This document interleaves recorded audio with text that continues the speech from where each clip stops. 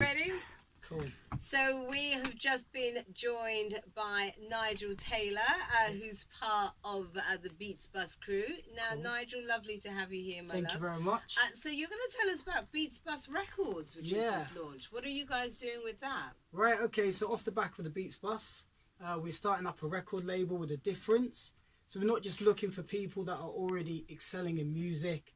We're not just scanning across the internet looking for people who are already getting hits and already getting shows and getting bookings and thinking, well, what can they give to us?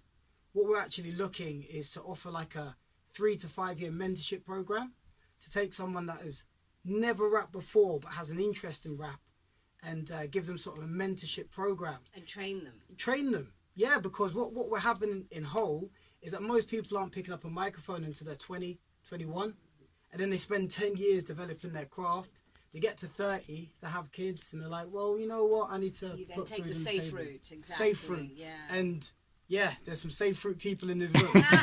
All right. So what we want to do is obviously work.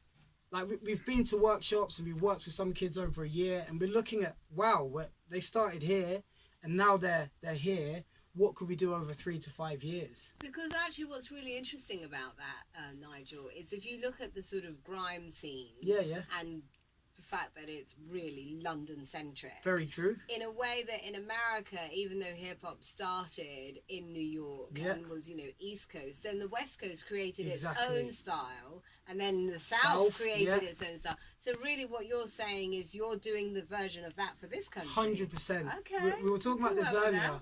And what made New York, the Bay Area, South Bronx, Bowie Free, if you listen to grime, what made them so strong was the level of competition. If you watch videos, you see Nas, you see Jay-Z, they were fully fledged. They got better because they were around their contemporaries who were also doing the same 100%. thing. 100%. By the time they were like 21, these guys were fully fledged artists. Yeah. So what we want to do is start children, training them up, not just guiding them on how to perform on stage, but the personal development that goes with it, help them formulate their ideas. So by the time they're 18, 19, 21, they can look at music as a genuine trade. So they could be like a sort of a northern sound. Definitely. So not just northern soul. A northern sound as well. Sound, all right. Beats Bus Records. Thank you, Thank you, June. Of course.